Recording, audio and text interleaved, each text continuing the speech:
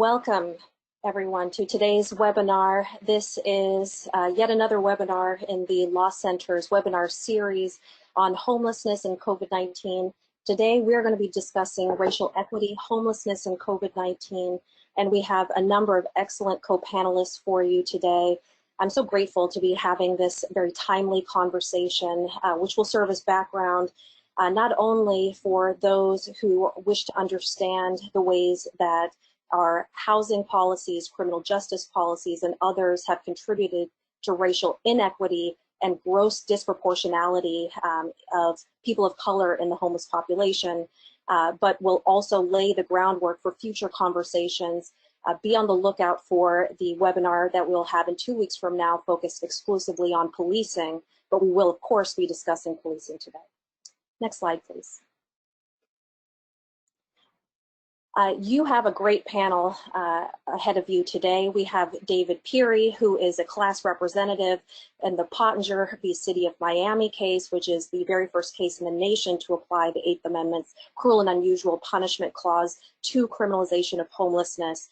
He's also a Camillus Health Consumer Advisory Board member. You have Khadijah Williams, who is a DC education organizer. She'll talk to you also about her experience as a board member for the National Law Center on Homelessness and Poverty. I am Christia Bauman. I'm a senior attorney at the Law Center. I am, I'm sure, a fairly familiar face to you. I apologize that I can't appear on video. Thank you all for joining. You'll also hear from Bernard Guinard, who is with the law firm Goodwin and Proctor, a fantastic pro bono partner of ours and partner in justice. And he will discuss, as head of diversity and inclusion, the work that Goodwin and Proctor is doing to ensure there is diversity in that private business. And then you'll also hear from Rachel Flores, who is our Emerson National Hunger Fellow at the Law Center. And her work with us is focused on racial equity. Next slide, please. Very quickly, before we begin, the basic webinar housekeeping. This webinar will be recorded. You are able to ask questions. Take a look at your control panel. You'll see a chat function. You can send chat questions to either everyone on the webinar today or directed at specific presenters. We're going to try to fly as quickly as we can through the substantive portions of our presentations because we want to save time for Q&A around this important topic. Next slide, please. So let's get started. In the plainest sense, we must end systemic racism. It's destructive and it's deadly, and the horrific murder of George Floyd and so many others has sparked outrage the world over. Right now, as we sit here, there are people around the country and across the world in the streets calling for an end to systemic racism and violent policing of Black people. As I said, we're going to talk about policing today, and we're going to have a webinar focused exclusively on policing in 2 weeks from now. But we'll talk about more than policing today because it's important that we understand that systemic racism affects more than policing. It affects access to resources like quality health care, and we see the harmful impacts of that in the disparate impact of COVID-19 on communities of color. It affects who can be safely in public space. The Amy Cooper story, which went viral, demonstrated that. It also affects who has access to housing. And in fact, racism is a cause of homelessness. And I hope that's one of the takeaways that everybody listening to my voice today hears. Racism is a cause of homelessness, and you cannot understand the modern homelessness crisis unless you understand the racist housing and criminal justice policies that have helped to create it and perpetuate it. Next slide, please. There is gross disproportionality among people of color in the homeless population. In total, people of color constitute over 60% of the nation's homeless population, even though they make up only a third of the general US population. Of the entire homeless population, Black people make up a full 40%, yet they're only 13% of the general population. Latinx, Native American, and Pacific Islander rates of homelessness are also disproportionately high. And what you see here is a table put together by the National Alliance to End Homelessness, and this shows counts and rates of homelessness by race and ethnicity. And you can see that Pacific Islanders have by far the highest rate of homelessness. And not coincidentally, they also have the highest rate of COVID-19 in California. You'll also see the disproportionate rates: Pacific Islanders, Native Americans, Black, multiracial, Hispanic, and Latinx, all grossly disproportionate rates of homelessness. And why is that? Well, we have housing and criminal justice policies that have created that. Next slide, please. A very long history of racist housing and zoning policies, such as redlining and blockbusting, have resulted in neighborhood segregation along racial lines and concentrated poverty. Today, 70% of poor Blacks and 63% of poor Latinx people live in high poverty communities where there is no opportunity, as compared with only 35% of poor whites. Even controlling for poverty, there is racial segregation that limits access to opportunity, not only for individuals, but for entire communities. You see what I listed as network impoverishment. Concentrated poverty contributes to impoverished social networks. Poor individuals and families whose social networks are similarly poor and disadvantaged lack the resources to help their friends and family when they get evicted, when they get sick, when they lose a job. And that affects entire communities and contributes to generational discrimination, generational poverty, and it's a function of systemic racism. Discriminatory rental, if we can go back to the prior slide, please. Thank you. Discriminatory rental admission policies are another example. Today, approximately half of all renters in this country are people of color, as compared with just a quarter of our nation's homeowners. And rental admission policies routinely discriminate against unhoused people as well as people of color. And that takes a number of different forms. Source of income discrimination, and that means people who rely on Social Security, Section 8 vouchers, or other forms of income can be excluded on that basis from renting a unit. People who have criminal records or eviction records can be excluded on that basis. Sometimes those exclusions are just proxies for exclusion of people of color, and it's intended to discriminate against those types of renters. And even if there's no intention to discriminate against those types of renters, it still has a disparate impact on renters of color, because Black and Hispanic men are incarcerated at much higher rates than their share of the general population and are more likely to experience criminal records-based barriers to housing. And Black women and women of color are more likely to experience eviction in this country than others. And it's not just admission policies. According to data from HUD, people of color are shown fewer rental units and are more often denied leases based on their credit history compared to white people with similar credit histories. Black and Hispanic and Latinx renters are also quoted higher rental prices than white renters and told less frequently that deposits and other move-in costs can be negotiated. With fewer options, people of color are more likely to have worse housing and to pay more for it. Data from the National Housing Survey revealed that Black people are 24% less likely to live in safe, adequate housing than white people. Latinx people are 12% less likely to just have safe and adequate housing. And they also, as I said, end up paying more for it. One study showed that taking into account fees, deposits, and rents, apartments are more likely to cost whites slightly less in the first year of rental than Blacks. Housing cost burdens also disproportionately affect people of color, and that leaves people of color at disparate risk of eviction. According to the 2019 Harvard Report on Housing, over half of Black and Latinx renters were cost burdened, meaning that they pay more than 50% of, or severely housing cost burden, meaning that they pay more than 50% of their total household income on housing. And that's a full 10% higher than white renters. And we see that same disparity with homeowners. Eviction disparately affects poor, especially women of color, and in particular, Black women, and by extension, Black children.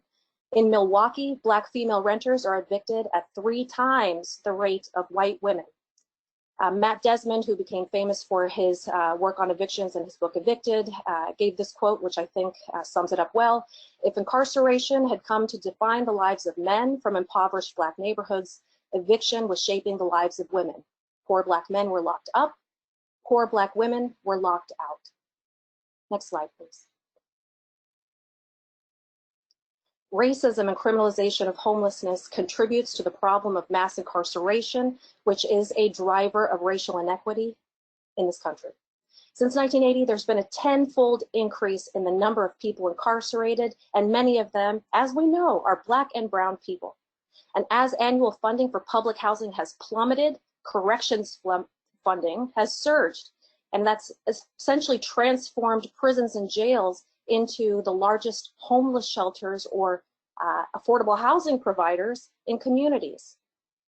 You can read about this, by the way, in our Housing Not Handcuffs 2019 report. We go over all of this in more detail, and you can find that on our website. Criminalization of homelessness laws contribute to mass incarceration and to racial inequity. And that's not by accident, that's by design. Criminalization of homelessness laws are outgrowths of Jim Crow, ugly laws, sundown town laws. Laws that are now condemned by history, but that are enforced in a different form against the same people. And today, homeless people who are largely Black and brown are as much as 11 times more likely to be arrested than white people. The Black arrest rate for offenses like vagrancy, for example, is at least twice as high for Black people as it is for white people. And we see these disparities all over the place, and even today. A recent study from San Francisco, California, showed that Black people, Native Americans, and Asian and Pacific Islanders are cited, searched, and have their property taken, often in sweeps of homeless encampments, at higher rates than white people. Criminalization of homelessness results in fines and fees that perpetuate the cycle of poverty for individuals, families, and entire communities. Civil and court-imposed fines can prevent a person from being accepted into housing or even result in their incarceration for failure to pay those fines. And if you wonder whether or not those fines and fees are also rooted in historical racism, look only so far as the Timms v. Indiana rare unanimous Supreme Court decision that found that the 8th Amendment's excessive fine clause applies to states. In that opinion, Ruth Bader Ginsburg highlighted the roots of excessive fines in historical Black codes. And as with so many things, she says it much better than I can, and I'll quote from her. Following the Civil War, Southern states enacted Black codes to subjugate newly freed slaves and maintain the pre-war racial hierarchy. Among these laws, provisions were draconian fines for violating broad prescriptions on vagrancy and other dubious offenses. When newly freed slaves were unable to pay imposed fines, states often demanded involuntary labor instead. There's been a lot of reading, books, documentaries, research to show that this is all true. And the highest court in the land has recognized this. We should all recognize this, and we need to end it. The last point that I'll make before I turn it over to my excellent panel of speakers is that these same laws, even if they're not directly enforced, result in exclusion from public space such that you cannot be safely in public space and use it the same way as other people. Those exclusionary policies can be in the form of harassment or orders that are difficult to challenge because they're difficult to track. They don't always leave a paper trail. Move along orders, stay away orders, or trespass bans. And because we know that enforcement of criminalization policies are complaint oriented, and that policing of Black and brown people and of people experiencing homelessness is complaint oriented, meaning police respond to complaints about the presence of those people in public space.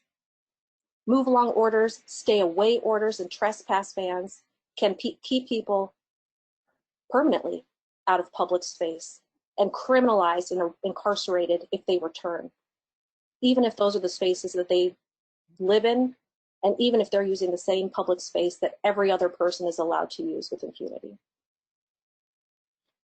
Our next speaker is going to talk about Miami-Dade County, David Peary. Thank you. Next slide, please. Okay, thank you, David. Okay, thank you, thank you, Justia. I first want to say that the brutal murder of George Floyd is just a different branch of the same tree of structural racism that gives rise to the disproportionate share of Blacks in the homeless population.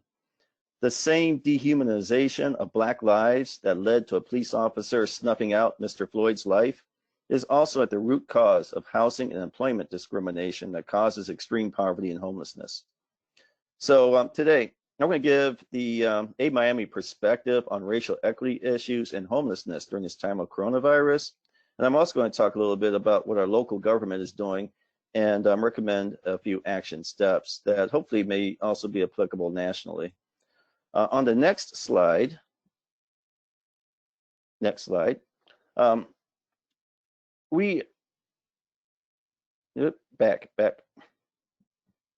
Yes, we got it. Okay, now on the next slide, we're facing two pandemics even before COVID showed up on the scene. So we can go to that second slide, please. First, we're having a national pandemic of unaffordable housing. And it's simply no coincidence that the cities with highest rents also have the most homeless. San Francisco, New York, Washington, D.C., for example. Unaffordable housing and homelessness has health consequences, as research shows that the homeless suffer from far greater rates of chronic diseases, mental and physical disabilities, and have lower life expectancies. Second pandemic, we're having a same slide, we're having a long-standing bigotry against the poor that manifests itself in the criminalization of homelessness. Thus, we've seen in recent years an increase in laws that criminalize public sitting, sleeping, and eating. Research also shows that criminalization of homelessness has adverse public health consequences. This is when you use a criminal justice system on a social issue. This also results in diverting resources away from healthcare, away from housing, and towards compounding the trauma of living on the streets. And that's one of the reasons why the Centers for Disease Control advises against police sweeps during the COVID crisis. So on top of these two pandemics, the housing crisis pandemic and the criminalization pandemic, we're now having COVID showing up on the scene. And COVID is graphically illuminating the adverse health, housing, and criminalization consequences of these pandemics. So on the next slide,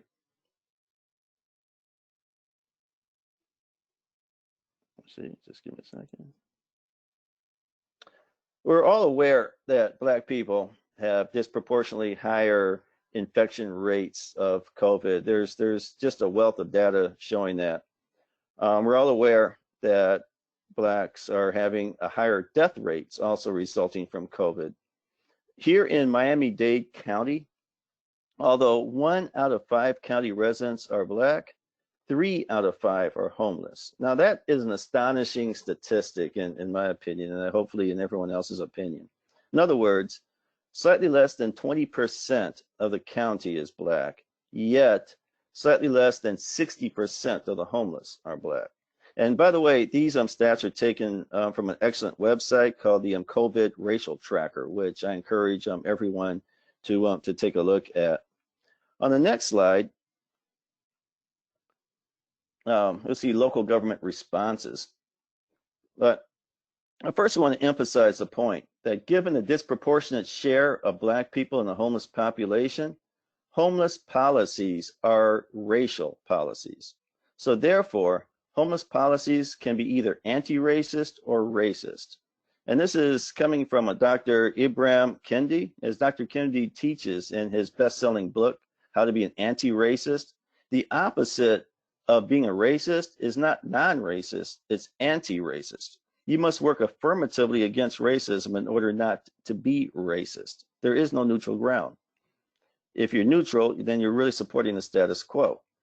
Second, we need to look at outcomes in order to determine whether a policy is racist. Racist policies lead to racial inequality, and anti-racist policies increase racial equity.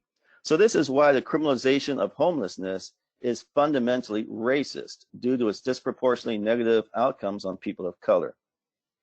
Now, good steps that our local government has taken to move towards racial equity involve moving certain groups into hotels, certain groups such as the elderly and those residing in certain homeless shelters within Miami, and on a somewhat select and limited basis, providing public toilets and hand washing stations in certain sites.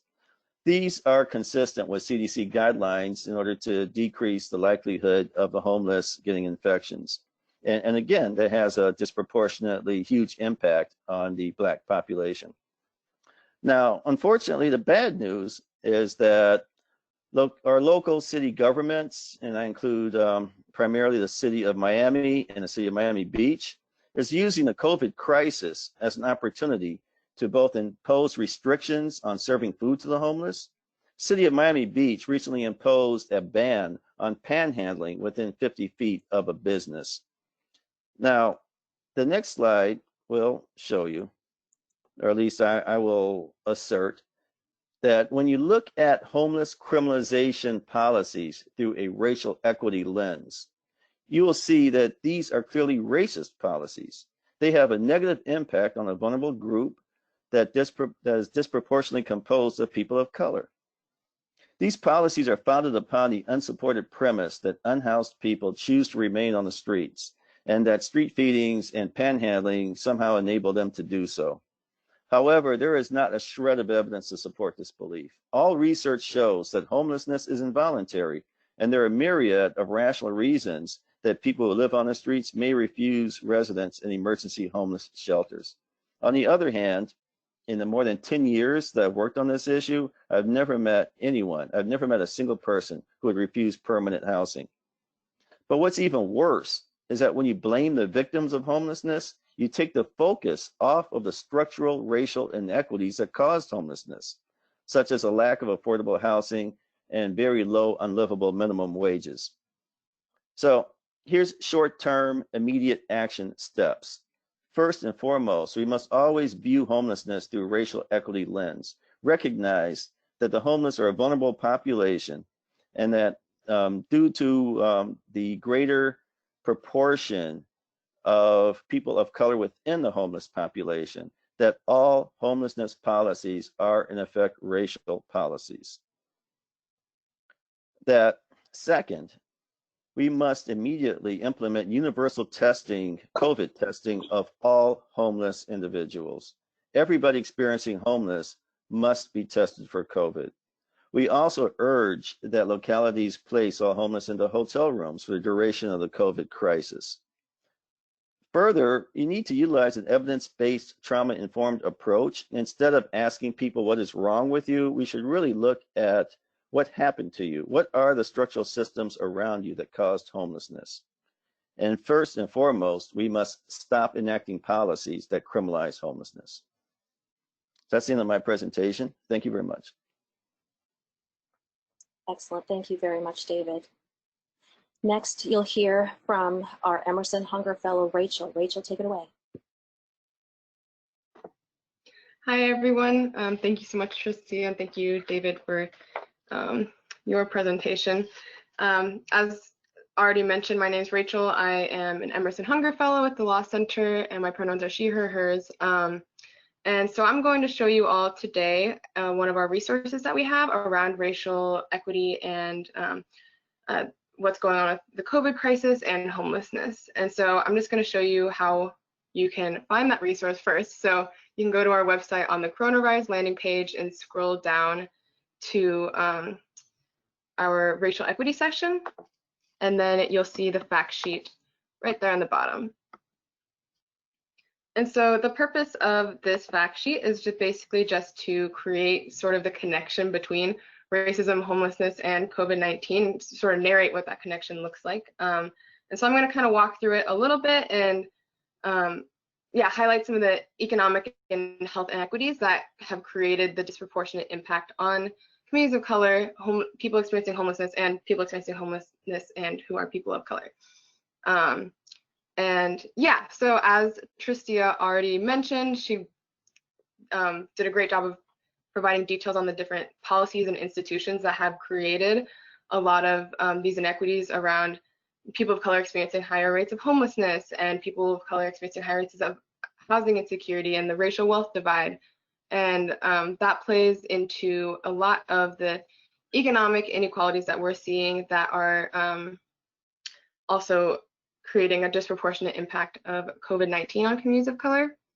And so, yeah, I just wanted to highlight here. So it's especially important as cities and states are starting to open up and eviction moratoriums are coming to an end, and people of color are more likely to be cost burdened and to be renters, as you can see on this graph and detailed in the fact sheet. And many of people of color are also working in low-paying jobs that are most impacted by the crisis, especially in like hotel and restaurant industries.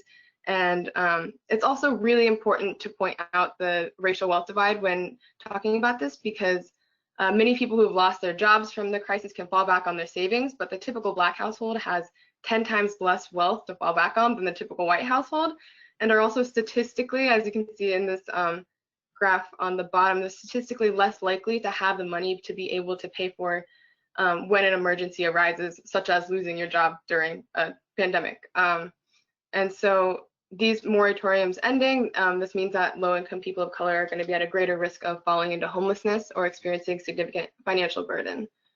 And then along with that, it's really important to also talk about the health inequities that have created such a disastrous impact on communities of color during this crisis. So I think we're seeing a lot about pre-existing conditions and how that's leading to this disparate impact, but it's really critical that we point out why these pre-existing conditions exist.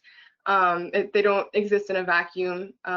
One Yale study found that Black and Latinx communities have higher exposure rates to pollutants that are that are connected to asthma, cardiovascular issues, and lung disease, which are all conditions that make COVID more dangerous. And just in general, communities of color throughout history and today are more likely to be exposed to harmful pollutants and environmental health hazards. They're more likely to live in poor housing conditions, as Tristia mentioned, and they're more likely to have lower access to nutritious foods that promote health and well-being. And these are all connected to segregation and disinvestment in communities of color. So it's really necessary to sort of connect it to that institutional aspect that Tristia really highlighted. And it's also important along with that to recognize that communities of color also have lower access to quality health care and are less likely to have health insurance, which is really important to accessing the care they need if they are to contract the infection. And so as places are opening up, like restaurants and the service industry, and low-wage workers are having to go back to work, they're going to be facing a greater risk of being exposed to so many people through their work. And yeah, we're 3 months into this crisis in the United States, and so these numbers might be a little different now since it's constantly changing, but it's just so obvious that communities of color are bearing the brunt of this crisis. And as David already mentioned, the COVID tracking project is a really, really great resource for this. This is where I've been getting a lot of information, but like nationwide, Black people account for 24% of deaths related to COVID, but they make up only 13% of the population. And then certain cities are also seeing a lot of disparities, like David highlighted in Miami, but also in Chicago. Black people make up 30% of the population, but make up 60% of COVID deaths. And then we can see in other communities as well, like the Navajo Nation has a higher per capita infection rate than New York City right now. In Virginia, Latinx people make up 10% of the population, but almost half of the cases were ethnicities reported. Asian people make up 6% of the population in Alaska, but 11% of cases there. And Native Hawaiians and Pacific Islanders make up 10% of the population in Hawaii, but 18% of cases. And we're also seeing explosions of COVID infections in shelters throughout the country, like in San Francisco, Boston, Los Angeles, Dallas, and Nashville. So just recognizing the demographics of people experiencing homelessness, we know that people of color are disproportionately being impacted by those outbreaks within shelters. And so in terms of recommendations, you can definitely check out our website. We have a lot of recommendations around what cities should be doing around protecting their homeless communities. But we also included some recommendations that specifically target protecting communities of color as well, such as making sure that we provide adequate access to testing among communities of color, especially as cities and states are starting to open up. That's really essential in making sure that the infection rates are actually going down for everyone. And also just making sure that cities and states are publicly collecting data around who is, how many cases there are among different communities, and also the death rate by race and ethnicity, just so that cities and states can be held accountable for how they respond and protect their communities. So yeah, that is a resource that you can check out on our website, and strongly encourage that you check it out and look at some of our other coronavirus resources as well. And with that, I will pass it on.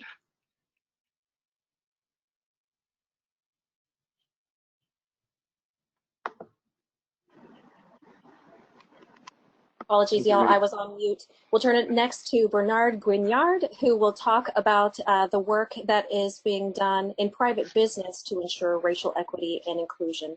Take it away, Bernard. Thank you. So I'm going to spend some time really unpacking how organizations are approaching the conversation around diversity, equity, and inclusion internally. At Goodwin, we've been on this long journey of trying to, not trying to, but really aspiring to become a leader as far as creating a culture that's diverse and also very inclusive.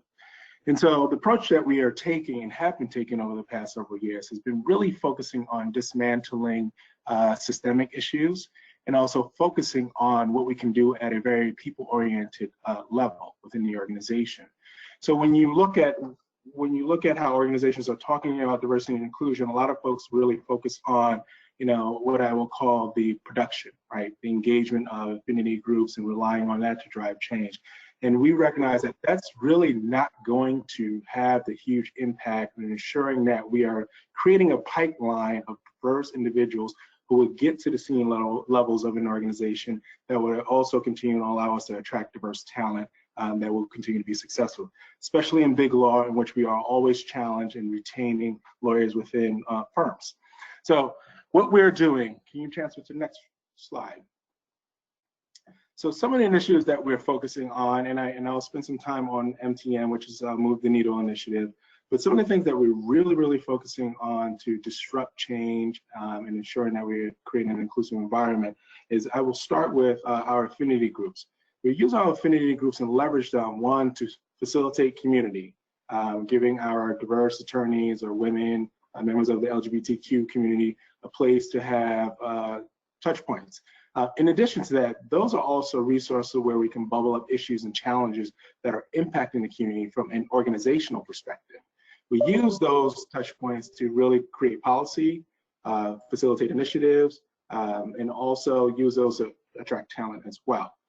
In addition to that, we are also intentionally focusing on sponsorship initiatives, which, as you all know, to be successful in any profession, we need those who are going to root, champion, give us the secret sauce on how to navigate our respective organizational cultures and to succeed.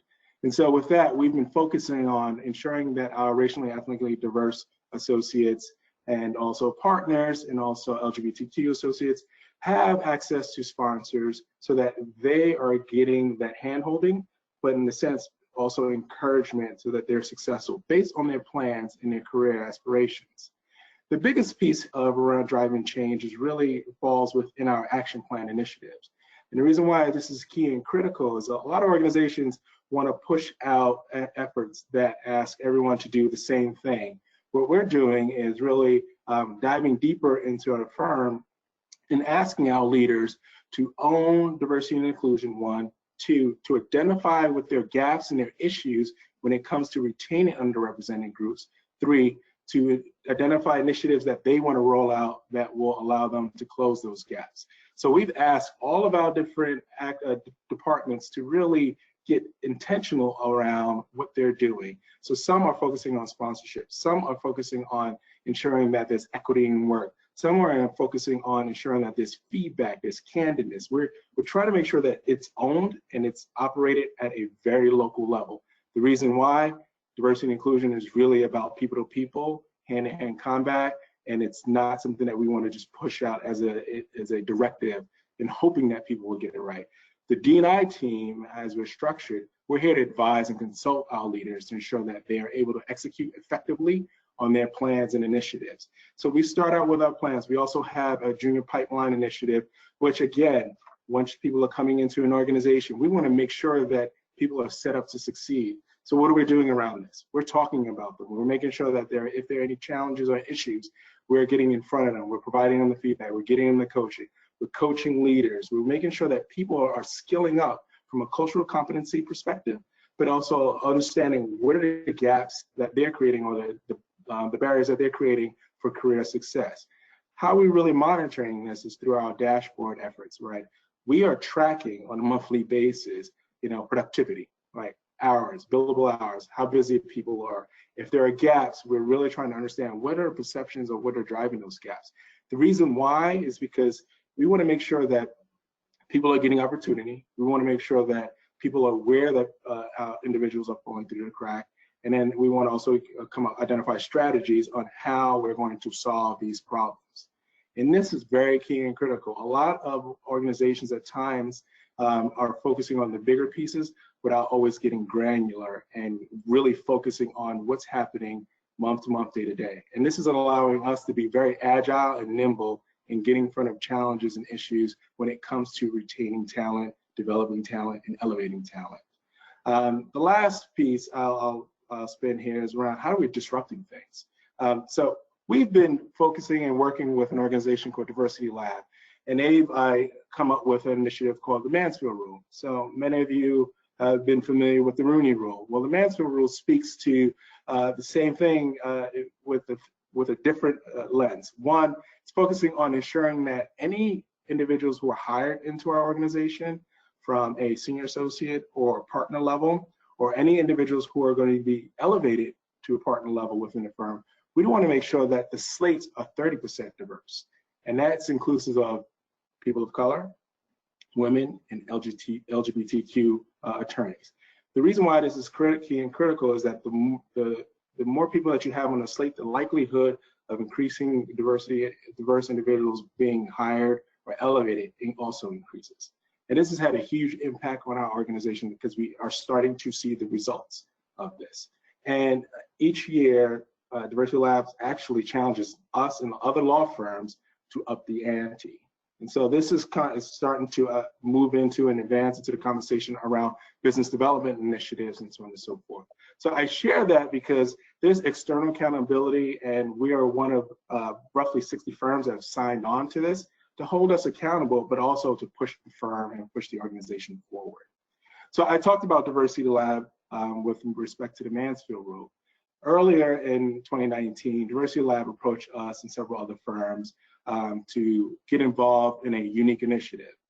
And this initiative really was intentional around doubling down on our initiatives and also ensuring that there's accountability and giving us opportunity to fail, right? Because when you roll out initiatives within organizations, it's not always guaranteed to succeed. When organizations figure out that there's not traction or success in an initiative, we're quick to drop it and try something new. Well, what Diversity Lab has approached us on is really, can you go to the next slide, please?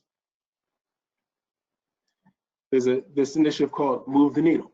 So they identified 5 law firms.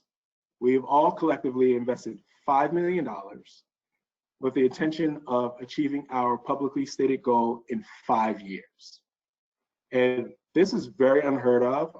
It's a unique challenge. Some big corporations have publicly stated their goals. And in a legal space, this has always been a place of contention. Do we want to set a goal? Is it really the quotas or so on and so forth? At the end of the day, what we're doing is identifying a destination and trying to encourage everyone to get on board, to be a part of the conversation, to take action, to ensure we're driving change, to increase the representation, change the culture within our firm, and achieve this ultimate goal of being diverse in an inclusive law firm within the legal sector. So what is our public goal? Can you advance to the next slide?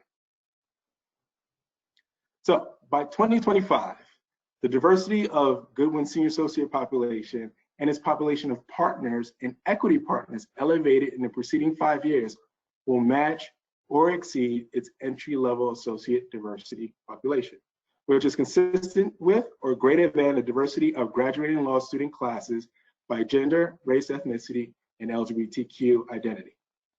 So with this, we recognize that we're challenged of retaining and elevating individuals. Our incoming class from a racial and ethnically diverse perspective is 35%. Our representation from our diverse attorney population or diverse partner population is roughly around 10%. So there's a huge gap. There's a lot of work for us to do. And we realize this is a tall order, but it's really forcing us to identify what are the issues we're doing when people arrive in our organization and how we're focusing on working to ensure that they're being elevated, provided the opportunities to develop and advance within the organization. We thought that was challenging enough, but we, as Goodwin, we love to add a couple of other challenges that are unique for us. So we wanted to ensure that our leadership was also diverse. Most of our leadership is comprised of, as you would expect, white men and white women. And we wanted to make sure that the executive leadership team, those that are leading our offices, that we start to diversify that pipeline as well. So our goal by 2025 is to have at least 40% diversity of makeup of that team as well. So as you see, we've made it publicly stated goal. You've seen some of the work that we're currently doing, and I'll spend some time really unpacking what does this all mean and how does this all look. Can you advance to the next slide, please? So our goal, right? I shared what our goal is, and this is the data that speaks to our goal. Roughly 9% LGBTQ, 35% of our entering class are racial ethnically diverse, 50% of women. As we look at advancing and where people are at each level of the population, as we stand, you see that we start to drop off from a gender perspective. And there are many different reasons for that. And again, you see that there's a drop off from a racial ethnic perspective, right? This means that we need to really invest on retention initiatives and double down on developing talent. And our LGBTQ representation as well is reflective of that, though we start to see an uptick when we elevate people to partnership. And again, our partner leadership is currently 35%. We're trying to increase that to 40%. So can you advance to the next slide? So what does all this noise really look like? One of the things that we're really focusing on and trying to drive change is ensuring that we are, I like to call it mining the pipeline. Really understanding what are the challenges from a junior associate's experience once they walk in the door. Are they getting the development and opportunities? But as they continue to advance in the organization, we're continuing to talk from a leadership and advancement perspective, all the way to junior partners. And the reason why is if we're not talking about how people are succeeding, or we're not talking about where we're making mistakes, we're unable to address the issues. We are just currently just passing things along. We want to be very intentional in how we're executing, how we're developing, how we're sponsoring our pipeline, and ensure that there's representation at the top. That's the only way we'll be successful. And if we're successful, we're able to ensure that our peer firms are successful as well, because we are aspiring to be that model and be that North Star for other organizations as well. Next slide. And I'll pass it on to Khadija. Thank you very much, Bernard. This is Tristia piping in really quickly. Just want to highlight that we thank Goodwin Procter for the work that it's doing internally to achieve the racial equity goals that it set for itself as a private business. We also want to thank you for the work that your firm is doing out in the field, litigating against laws that criminalize homeless people and by extension criminalize Black and brown people. Thank you very much for all of your good work.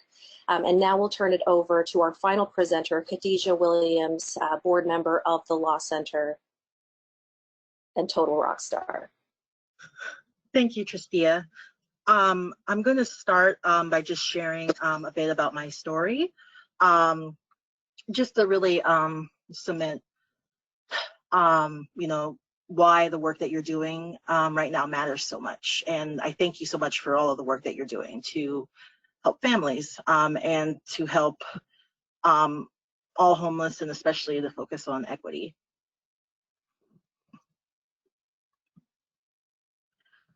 COVID-19 isn't just a crisis of health and safety. It's a crisis of stability. It's a crisis of fear.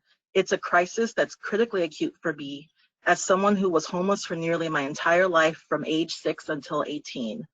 I am now successful by many accounts. I went to Harvard. I have the privilege to work from home doing a job that I love, and I have a home, one that I pay rent for even. This millennial cut back on her avocado toast purchases to be able to afford her own place to live.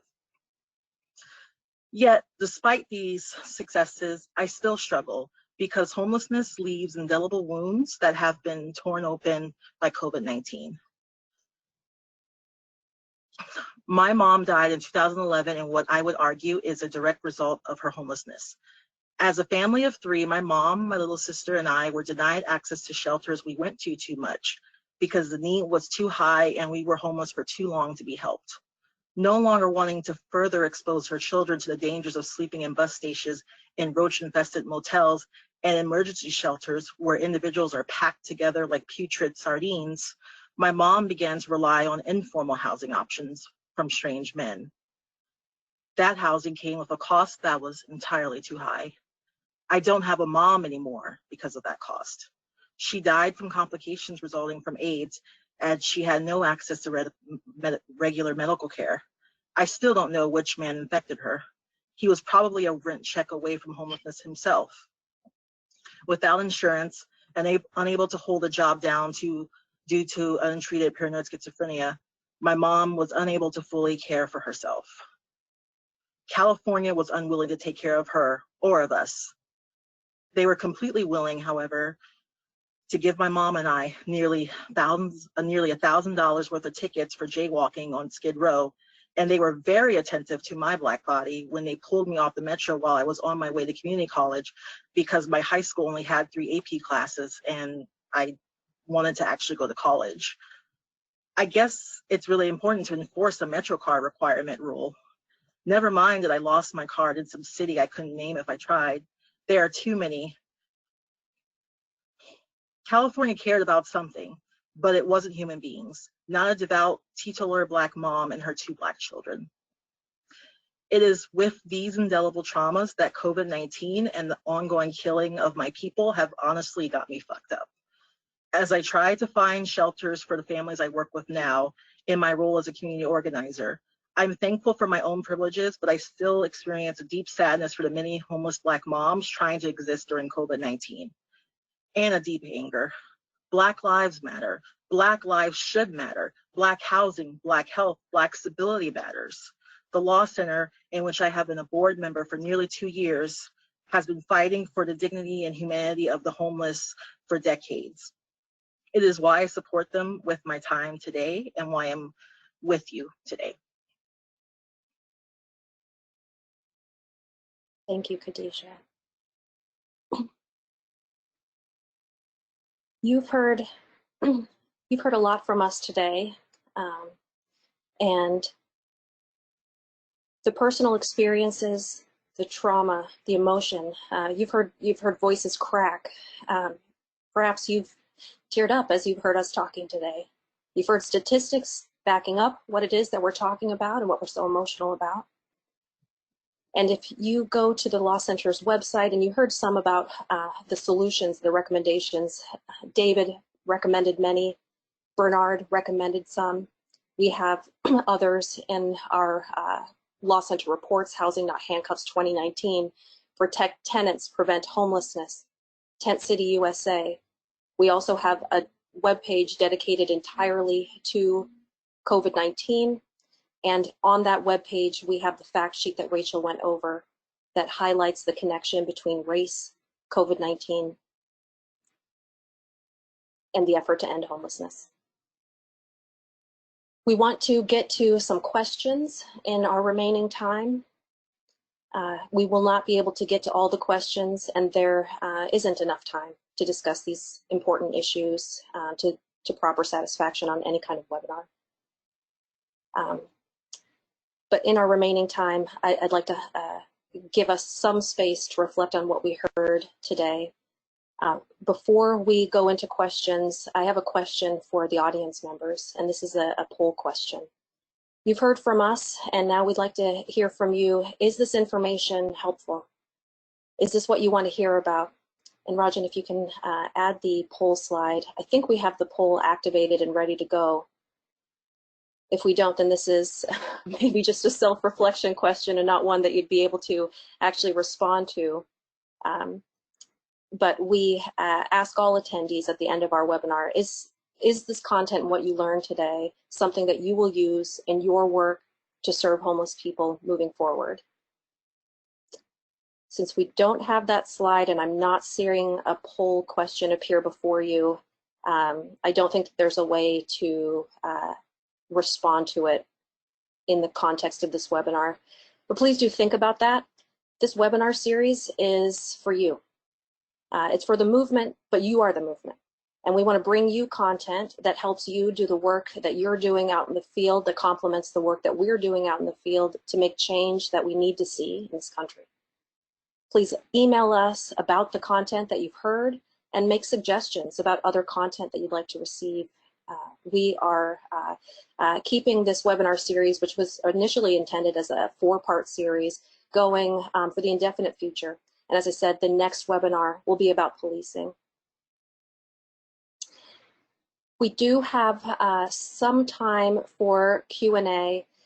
Because we're missing slides, I'll just make the call now to ask everyone, please, to consider going to, there we go, thank you very much, the Housing Not Handcuffs campaign. That is a national campaign that stands for the simple premise that we need housing and not handcuffs in order to solve the homelessness crisis. And we know that addressing the homelessness crisis is key to achieving racial equity, because indeed racism, systemic racism, is a cause of homelessness. On the www.housingnothandcuffs.org website, you'll find resources that you can use in your advocacy, like talking points, sample legislation, research. There are solutions to the problems that we've identified, and you can find that information in that location, as well as others. Please follow us on Twitter. Please use the hashtag when you can. And we'll use the remaining time. And I guess the last slide is my contact information. Always feel free to reach out to me, Tristia Bauman, Senior Attorney at the National Law Center on Homelessness and Poverty. Consider supporting our work. We do have a donation page on our website. We rely on private funding to do the work that we do. And with that, Khadijah, I'll turn it over to you. Thank you very much for sharing your personal story. It was extremely powerful. And we've got some time for questions. Thanks to all of you for sticking around. And so if you have questions, please put them in the chat, and I'll do my best to get to them. I'm not seeing any questions right now. And so if you have sent questions and I'm not seeing them, please send them to one of the panelists, and then they'll get them to me. The first question I have is really for any of the organizations presented here to answer, which is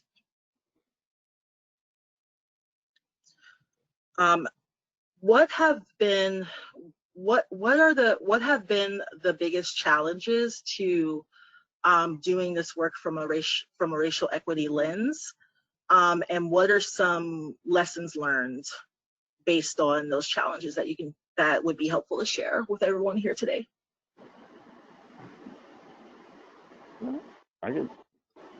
I can try to give you a quick response, at least from an street advocate perspective. Biggest challenge we're having is showing policymakers, showing government officials the direct racial impact that their policies can have, and also disabusing them of notions that are frankly unsupported, that they're really rooted in their bigotry, long-standing cultural bigotry against the poor. Notions like, for instance, that people choose to remain on the streets, that people are service resistant, that people are all mentally ill and drug addicted, and therefore it's their own personal fault, that they're on the streets. Trying to change that paradigm, that mindset, is the biggest challenge. And we need to stop the victim blaming and have them look at the real structural causes, at the systemic issues that lead to homelessness. That's my biggest challenge. I'll add, I would agree. I think sometimes the challenge is getting people to really understand what are the barriers that are in place that are preventing advance within an organization. So that's using the data and things of that nature, but really getting people to understand the lived experiences. Because my experience is everyone can have a story to excuse why something happened the way it happened. And so it's really, at times, you can run into roadblocks because we are not always prepared with the data, or tying that data to the story and then tying it to an action. But at the same time, that to me can be the most frustrating piece, is when you think you have it all, there's a curveball question that comes to you, and you may not have enough information to really respond, and you got to go back to the drawing board to make sure you kind of tie it out. So it's frustrating and challenging, and and I think it's just part of the job. This is Tristia. Adding on to that, and looking at the role that lawyers play. And the Law Center is a legal organization, and one of the 3 strategies that we use to achieve our mission of preventing and ending homelessness is a litigation strategy.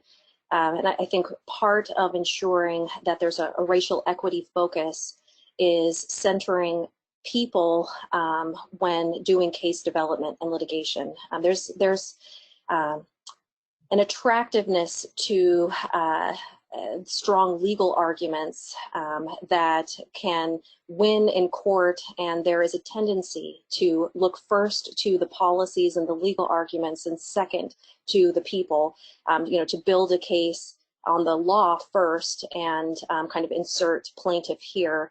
That is the type of litigation that may produce legal wins, but doesn't produce meaningful remedies for people.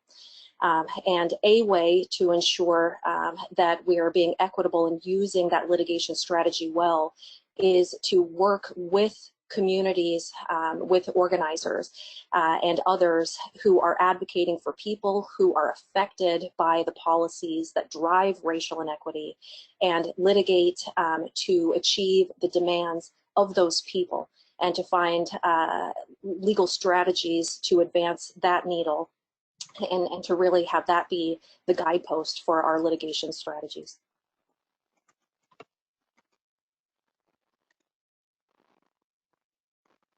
And looks like we have time for maybe one more question. This question came from the audience. How do we answer questions from others who say correlation with race is not necessarily causation?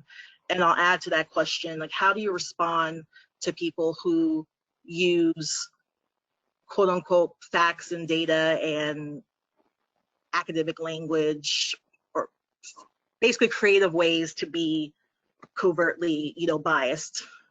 How do you address those things?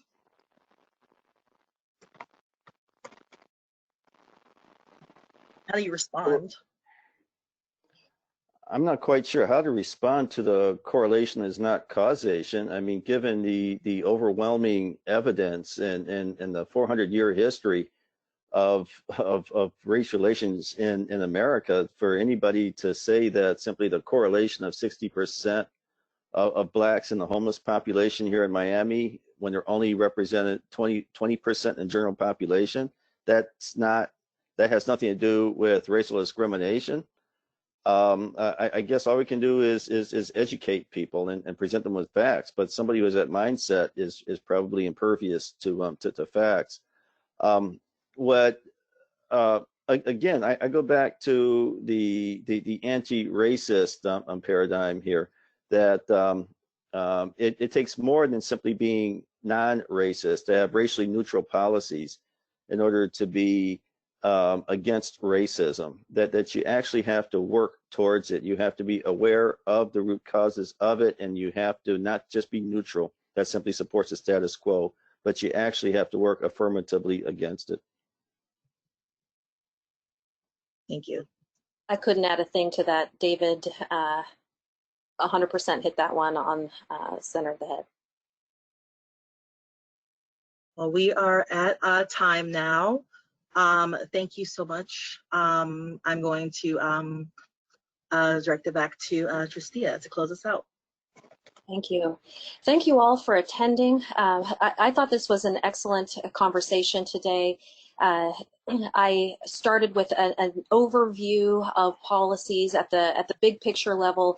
David helped explain how those policies play out in Miami-Dade County and suggested ways for us to improve upon the work that we're doing and improve the situation of people in his community. And those lessons are ones that can be adopted by members of other communities. Rachel highlighted the research that the Law Center has that's specific to COVID-19 that implicates these issues, and showed how COVID-19 has really, in a dramatic way, along with recent events related to policing, have shown in a dramatic way the way that racial inequity harms people up to the point of costing them their quality of life or their life. And we really appreciate Bernard and Goodwin Proctor for highlighting the ways that private business, not just governments, have a responsibility to address racial inequity and how they can be a major player in that space. And Khadijah, we just can't thank you enough for sharing your personal experience, and also speaking on behalf of the Law Center. Thank you so much for being a member of our leadership as one of our board members. Please visit our website. Endorse the Housing Not Handcuffs campaign. Tweet out about the things that you heard about today. Use the information that you heard in this webinar today in your work on behalf of unhoused and other people who are predominantly Black and Brown. Please attend our future webinars. The next one will be in 2 weeks, same time, same place, on policing. And we really appreciate you all attending. You can get copies of the slides and the recording on our website shortly. Have a great day, everyone. Thank you. Thank you.